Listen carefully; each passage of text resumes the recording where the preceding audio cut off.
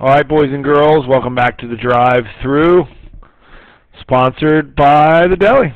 This is the toughest sandwich that I've ever had to make, probably, because this stuff is really starting to get tough. So, hopefully you've been tuning in. This is just the part 1 of 3 videos for 14.6.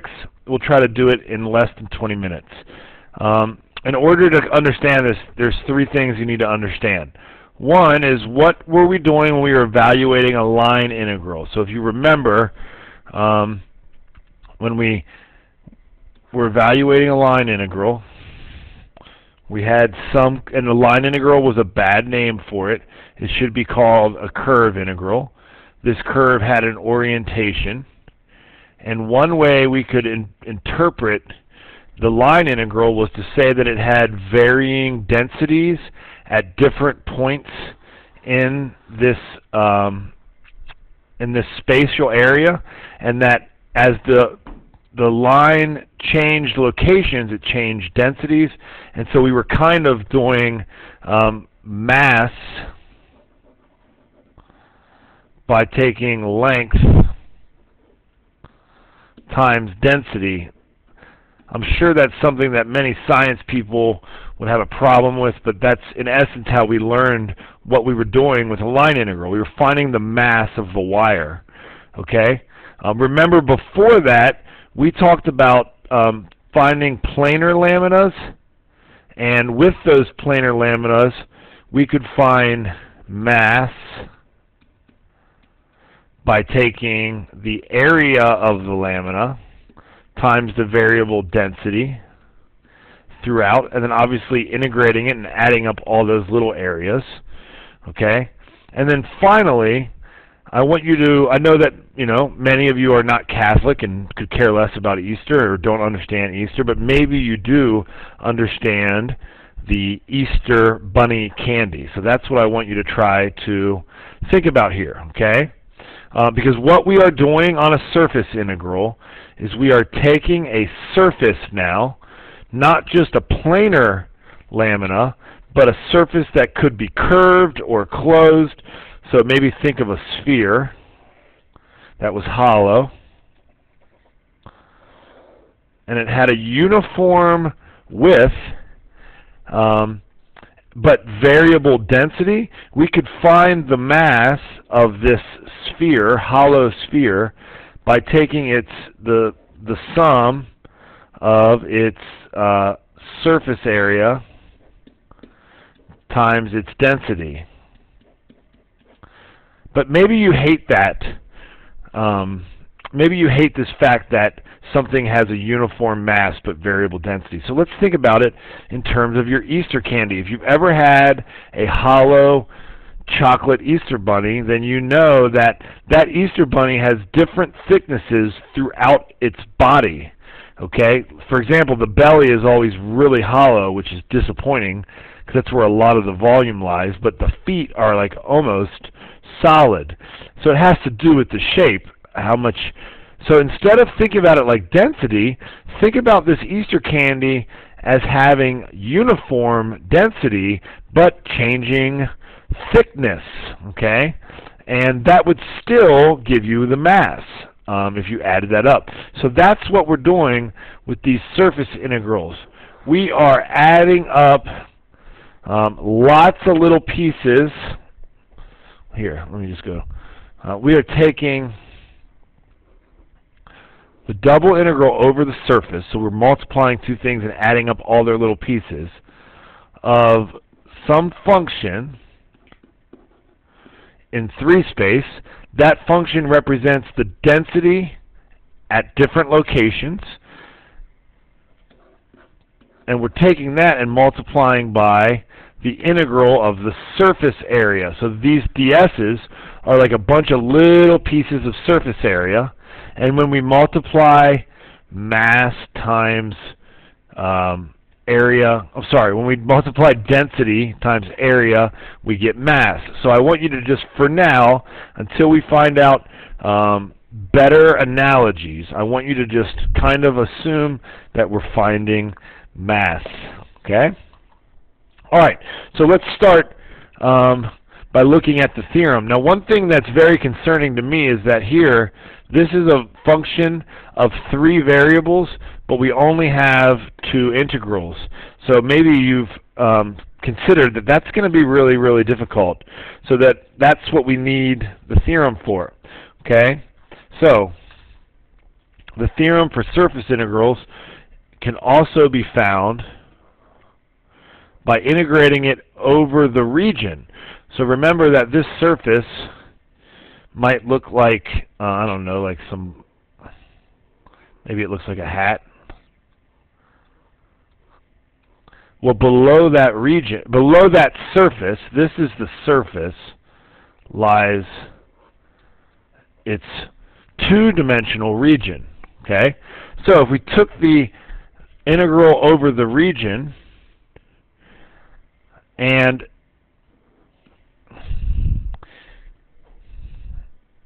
if this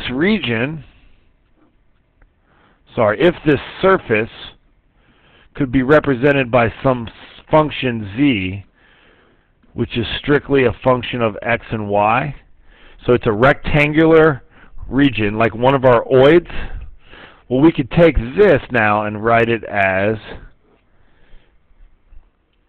f of x comma y comma, let's call this g of x comma y. So now we'll refer to our z as g of x comma y. Okay, good. That took care of the 3 variables problem. And then instead of ds, we would need to multiply. Remember, this is the density. So we need to multiply that by the area. Well, remember that if we can represent the function as z equals a function of x and y, then we can find the area by integrating 1 plus the partial derivative with respect to x squared plus the partial derivative with respect to y squared, and that'll just be dA. So that is the first method we're going to have for your evaluating surface areas. Okay?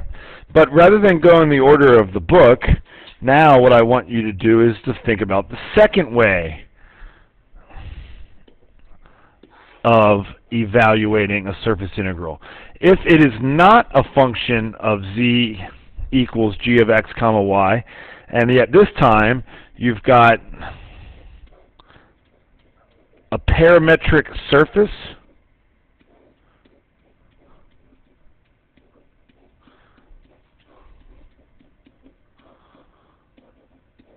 and so since it's a parametric surface, it's a parametric equation that is a function of 2 variables, u and v. Okay? Well, then another way to find the surface integral, your alternative method would be, okay, the double integral over the region. Well, look, now, this is kind of nice. So this would be f of x of u comma v comma y of u comma v comma z of u comma v. Okay? So this now is strictly written in terms of u and v. This is our destiny.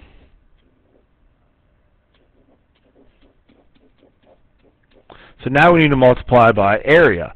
Well, surface area in parametric surfaces is a little actually easier to find, and so let me just complete the notes here. This right here represents surface area. So now we'll write surface area as the magnitude of the cross product of the partial derivatives, just like we learned yesterday. So the derivative with respect to u cross the derivative with respect to v.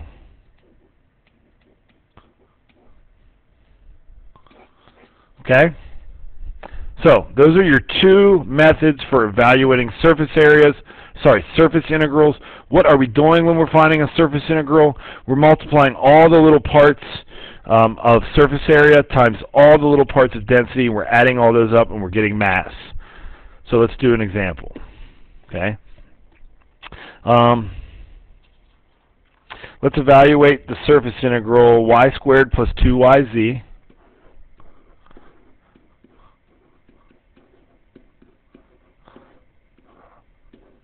ds, where s is the first octant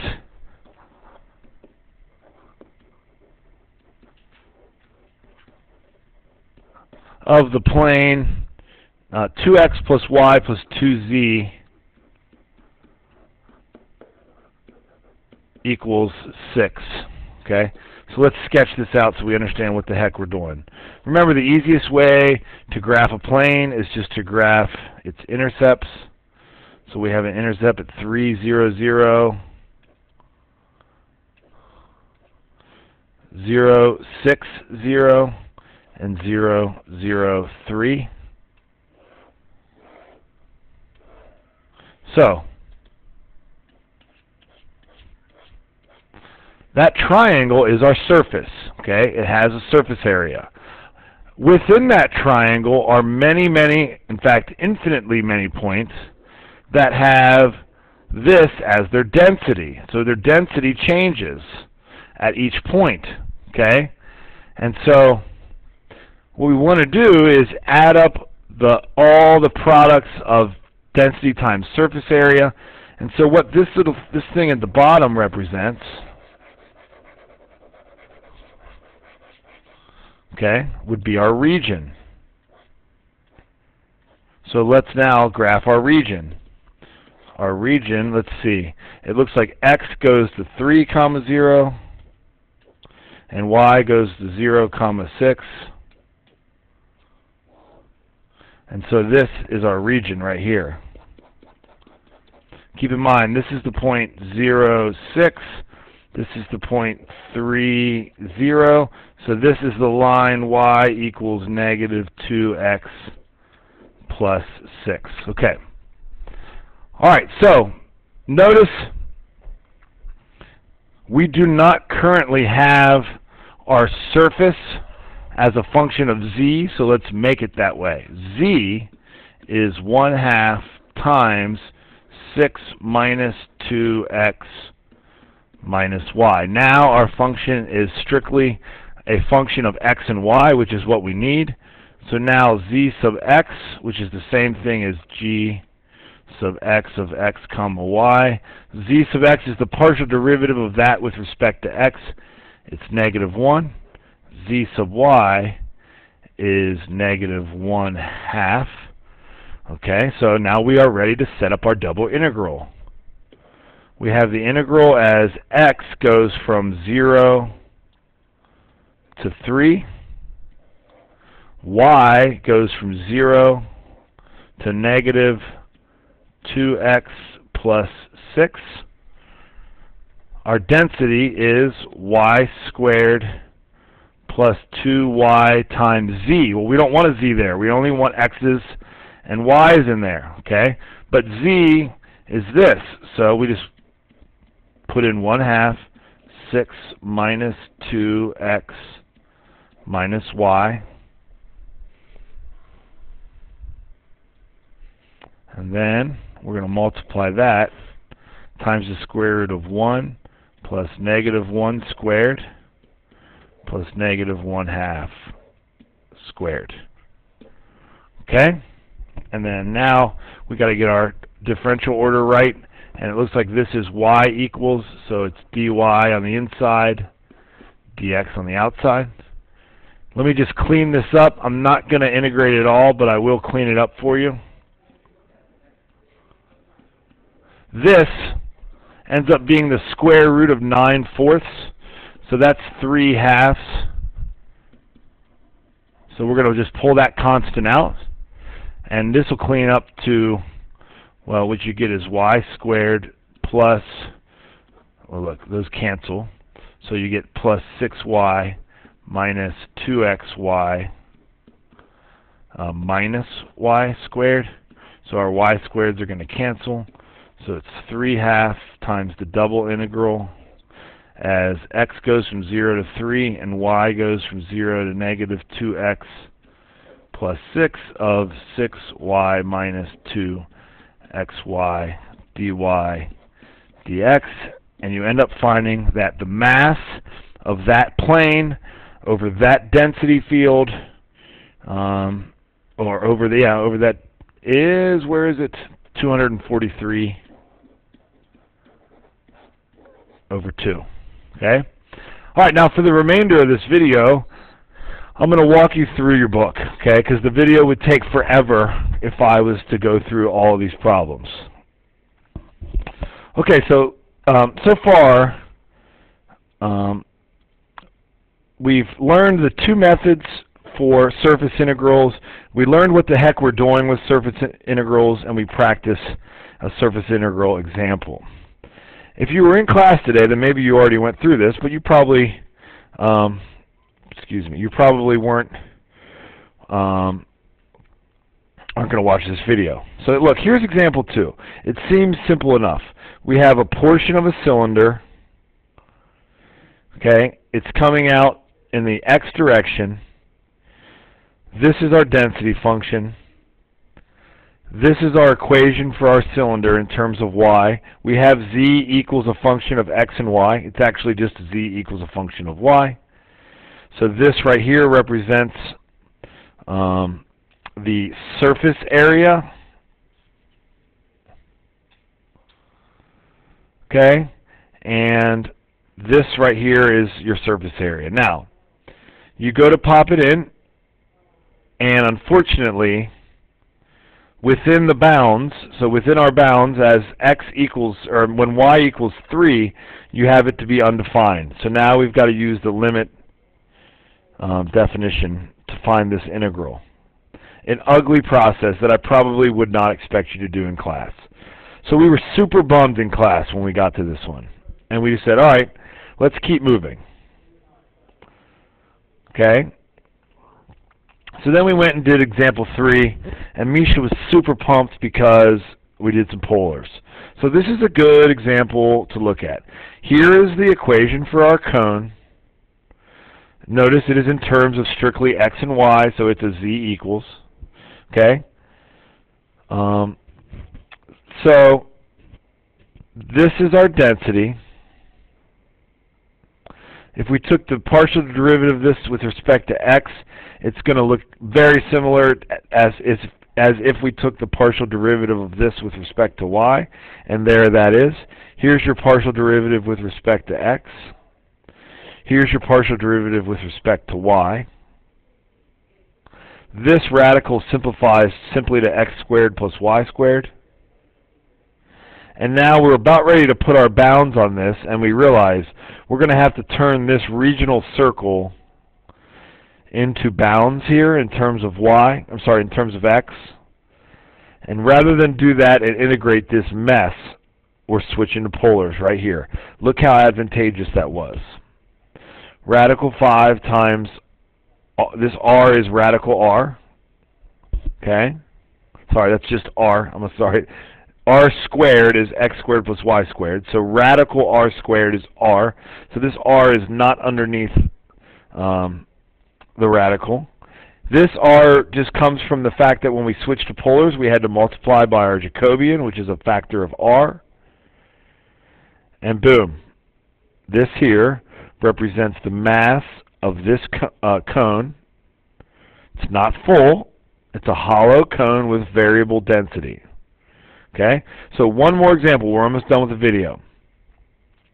Here you see your parametric surface integral equation. Sorry, here. Note that it's very similar to the line integral equation for parametrics. Well, now look at this example. Hold on, this looks familiar. Oh, it's the exact same question that we just failed at right here. But you can't have a comeback without the step back. So, Now we understand that if this is the case where it would be better to use parametrics than it would to use rectangular. Hopefully you recognize this equation as the equation of a cylinder. It's bounded from 0 to 4, and so that allows it to just be 4 units long, just like we wanted. Here's our cross product. Here's the magnitude of the cross product, and you get 3 for this surface area. Take your 3, multiply it by your density, integrate it over those bounds, and you get the exact same answer without using any of the limit definitions of integrals. And that is some tough stuff. Stay tuned for tomorrow's video, part 2. Boom!